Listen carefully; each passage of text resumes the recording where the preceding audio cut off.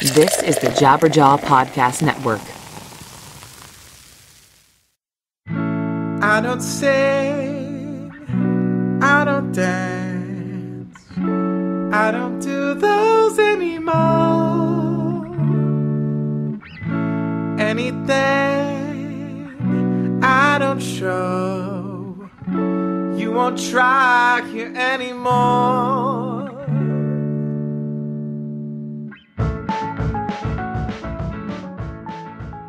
For this final story of our first season, we find Michael and Bradley once again at their favorite pub.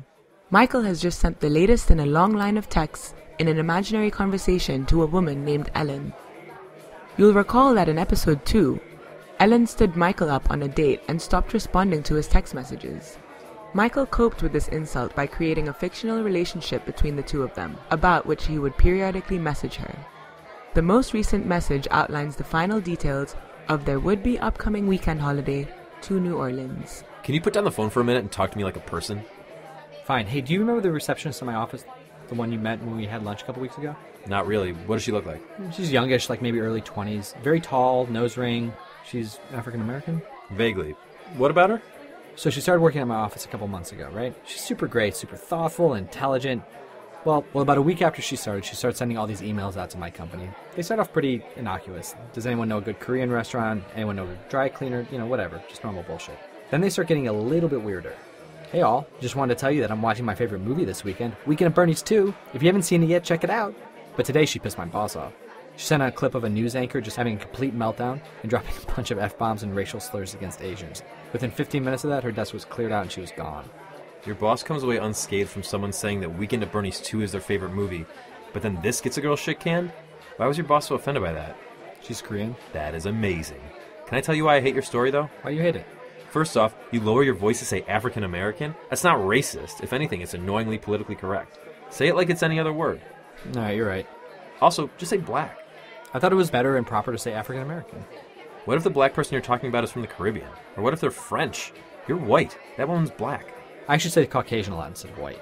I've noticed that, and you're white, and you're the only white person who does that. Okay, well, hold on. What about, like, yellow and red to describe races? Yeah, I don't really know how to respond to that because that is racist as hell. But you also described that woman in your story as super thoughtful and intelligent. Then you tell a story where she proves she's not intelligent and definitely not thoughtful. You did that because you wanted to preface that you think she's great when really you don't, and honestly, that's the most racist thing of all. Holy shit. What? Ellen texted me back. Ellen? The girl you've been texting for months with no response? I was sure she was dead.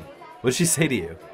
It's actually kind of funny. She's calling my bluff a little bit. I texted her earlier saying about, like, we're making these plans to go down to New Orleans. Now she says she'll see me at the airport, and she can't wait.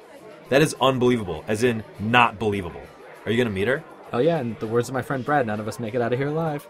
Michael convinces Ellen, 27, to meet him at an art opening prior to their departure. Ellen, a transplant from suburban Los Angeles, has never been one to shy away from the unpredictable.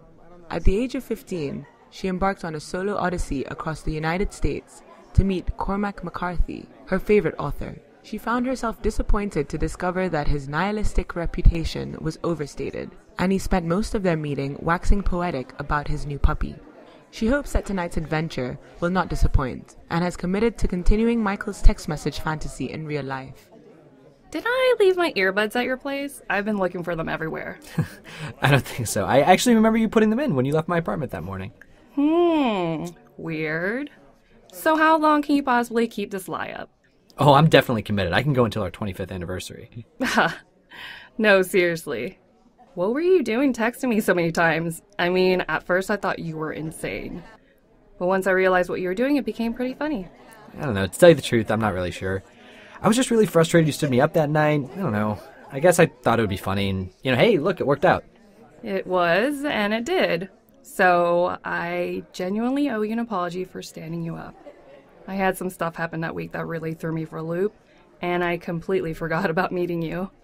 I was ignoring my phone that night, and when I saw all your texts, my stomach dropped. That's not really an excuse, but I want you to know that doesn't represent who I am. Oh, stop it. It's fine. To tell you the truth, I'd been stood up earlier that week. I was in a really bad place, but I've had a couple people talk me down since then, and at that point, we hadn't even met yet. You didn't owe me a thing. But now that, hey, we've been dating for a few months, so we got some history, lady. Very true. But Mike, I've been meaning to tell you something. I feel like it's time we take this relationship to the next level. I've so enjoyed traveling around the country with you. Your parents are so sweet. My dad thinks of you as a son, or at least a pleasant nephew. I think it's time we finally take the plunge and go paint ceramic cups with each other's names on them.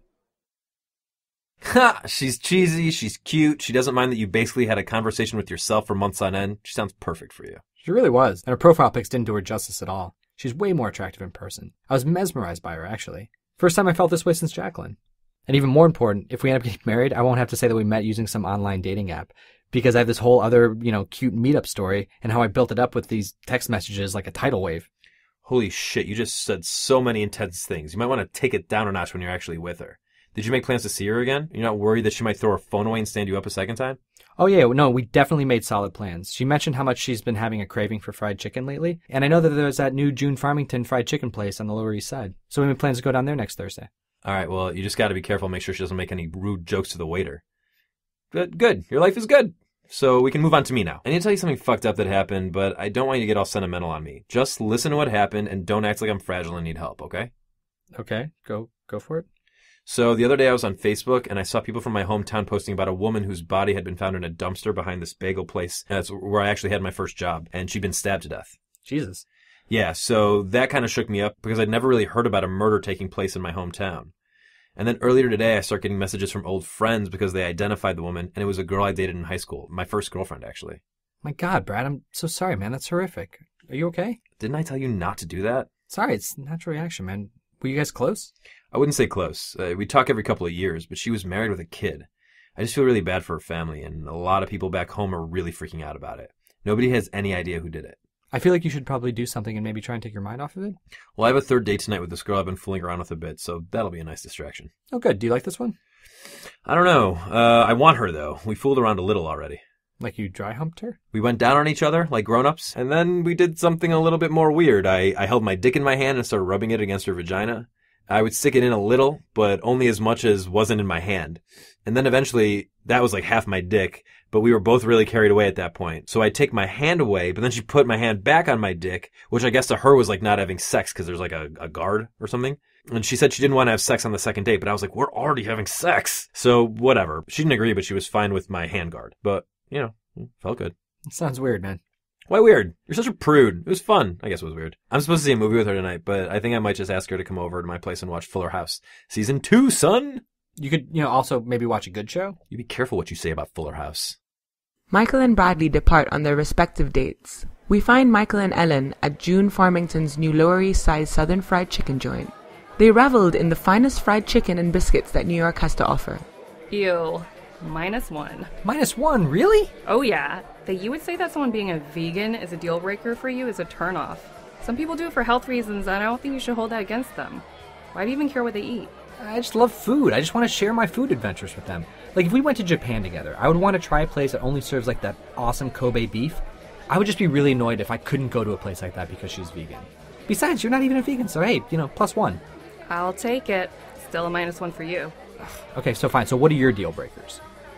I used to live in Chicago, and every dude was exactly the same. Like, they grew up in the suburbs, went to a Big Ten school, moved to Chicago after graduation, worked for a few years, met a girl, married her, and moved back to the suburbs to have kids and start the whole process all over again. What's the deal breaker in there? I don't want to live in the suburbs ever. Like, I want to have kids, but I never want to move out of an urban area. I love never driving a car. I love being able to hear 15 different languages spoken every time I walk down the street. And I hate when guys won't compromise and at least entertain the idea of living in the city for the rest of their lives. I don't see how your hard and fast feelings on living in the city are any different than their hard and fast feelings on living in the suburbs. You said forever. There isn't any give in your goal either.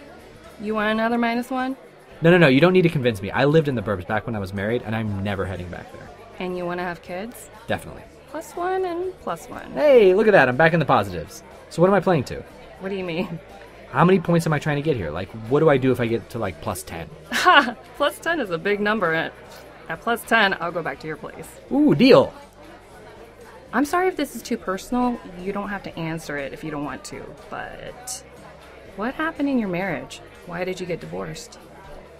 There's really nothing to tell. We were 19 when we met. By the end of college, I was completely in love with her. I wanted to move in with her, but her parents were super Catholic. They didn't want us living together before marriage, and I thought, well, we're already in love. We're probably going to be together forever, so what's the difference? So at 22, I proposed to her. At 23, we were married. That's so young. Yeah, I know. In hindsight, I know. So we both decided to go back to graduate school. We were doing that for a while, but we were both in school during the day. I was bartending at night. She was nursing at night. We never really crossed paths. So for like 3 years, we actually didn't grow the relationship at all. So grad school ended. We moved up to Connecticut because I got a job up here. And we realized in that 3 years, we'd actually kind of grown into different people. Like when I was here, I was kind of frustrated we weren't living in a city. She'd actually started taking horseback riding lessons, so wanting to move further out in the sticks so that we could get like a farm and some horses and do that whole thing. I don't know, we just started fighting about everything, like what do we do every night, or just kind of basic stuff like who we were as people. We tried to make it work. We went to a counselor and a therapist for years. The therapist actually suggested that we'd take a break and do like a separation thing. It didn't go well. We were fighting even more. Like we just argued all the time, and eventually she filed for divorce. Wow. I'm sorry. Do you still talk to her? Not really. Was it hard? Yeah, of course. I mean, and trust me, I'm leaving out all the awful parts here. But it was a time for me to grow and, hoping to spin something positive out of it. I can safely say that after going through all that, I know what I want. And I know all the mistakes that I made, so, I could have made the relationship better, and now I know it works. So what was the biggest thing you learned? Just communication. I was really bad about that. I would let things bother me, and I wouldn't say anything about it. They would just fester and then come back in really ugly ways. That was something I worked out in a lot during the couples therapy. Believe me, when I'm in a relationship again, I'm not going to make those same mistakes again. I'm going to make sure that, I'm more communicative and I'm just going to be honest. Good at communicating. +3. +3? She was fast-tracking you. Did you get to 10 and win a sex prize? Let's circle back on that one. How did things go with you, girl? Oh, I got a sex prize. She was all about skipping the movie and watching Fuller House, and she was surprised that I wanted to because she thought I was such a movie fiend. I guess I am a movie fiend, but I'm also not an idiot who's going to tell a girl not to come to my apartment. So we get through 2 episodes and bang. Then we watch a few more episodes and bang.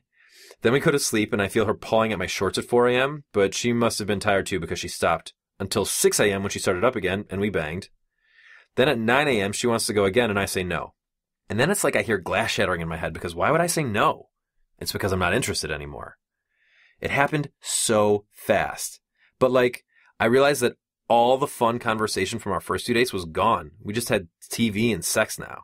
I'm not mad at TV and sex, but it's just not exciting or challenging, and the sex was good, but it wasn't like, the apocalypse is coming good. I just wanted her to leave. That sucks, man, but it was morning already, so it wasn't a problem, right? Well, okay. She was lingering, which, again, it should have been fun and led to a sex day, but I wanted her out, so I did something not great. Did you start farting or something? In hindsight, that would have been a better way to go. No, I told her about my ex getting murdered and said that it had me all messed up and maybe we should take a step back. Oh my god. Dude, I thought it wasn't hitting you that hard. Sorry. Mike, it's not hitting me that hard. I just said that to get her out of my place. Gross. Not my finest hour, but who really gets hurt? I don't know, you and your soul? Dude, before you jump on that high horse, why don't you tell me what happened when you got those +10 points and we'll see where we stand. Okay, fair. So yeah, I totally got to 10 points. Nonetheless, man, the rebound has happened. Say more things. Don't get too excited. We get back to her place and everything is great, right? I'm a little nervous, but I'm excited too. This is great. I'm really excited about this. Is it excited? Are you great? Is it great? Are you excited? I'm nervous and excited, and my body's starting to feel all tingly. So we get down to our underwear, and then she does this really harsh stop. She beats around the bush after telling me she's nervous too, and she's like, Mike, I have herpes. And that's actually why she stood me up in the first place. So she just found out that day that we were supposed to meet, and she was freaked out. She didn't want to have to talk to a stranger about it. Then she told me she's been depressed lately, really depressed, not just that normal amount of sad. I was the first date she's actually been on since she's found out. She didn't know if she could get back out there again. She was nervous and actually started to cry a little. And then what happened? I told her I thought I should go. You did? I told her I couldn't be sexually active with someone who has an STD. It scares the shit out of me. I'm so confused. I thought you liked her. No, I really do. She's the first girl you've really liked since your wife, right? Yeah. Mike, you messed up. Something like 15% of all young people have herpes. And the odds of you being sexually active and not sleeping with someone who's had herpes are pretty small. Well, not you, because you don't sleep with anyone, but this is never going to happen now. And this girl told you she had it, which means she's considerate and probably treating it, and you probably wouldn't catch it from her.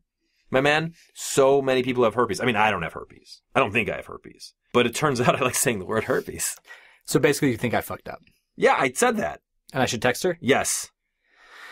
Yeah, all right. You're probably right. Okay. I don't know why I flipped out in the first place. You wouldn't like my answer to that question. I guess that's the one thing I like about, being this guy who's been in a relationship for a long period of time. I feel kind of clean, really. I haven't slept with that many women, and I feel like, to tell you the truth, I feel kind of pure. If I rolled my eyes any farther back in my head, my optic nerves would snap. Okay, I'll text her. No answer. It's been like 5 seconds. It took her 3 months to reply the first time. Yeah, but since we started texting for real, she's been pretty responsive. And so Michael waited, ruminating over his error in judgment. What did she say? She says she doesn't know who this is. She says, I don't know who you are. You've been texting me for months, and I want you to leave me alone. I'm blocking your number. This is Brittany. My name is Brittany. That can't be good, right? Wait, so she's claiming to be someone else now? Apparently. Hey, at least you're still clean and pure. Too Old to Date was created by Mike Tanzillo and Brad Garoon. This episode was written by Brad and Mike, with production assistance from Toby Singer. Our theme music is Loveless by Go-Go Ghost. Stalk us on social media at Too Old to Date. If you have questions, comments, or the unbearable desire to be an angry troll, email us at info@toooldtodate.com. Want to share your dating stories? Give us a call at 718-559-1040 and leave us a message with your story. If we get really good ones, we'll play them on the show. For more info, visit toooldtodate.com. And while you're there, consider leaving a donation. It will help us make more shows, pay for more dates, and maybe give the narrator a raise. Darkest night, and we will glow in our places anymore. Guess you're right, and I was too. We won't try here anymore.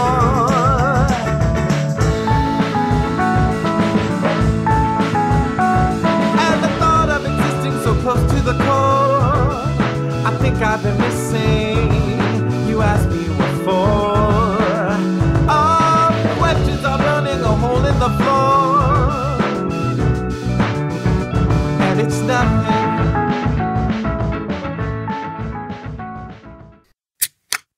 This is the Jabberjaw Podcast Network. Visit jabberjawmedia.com for more shows like this one.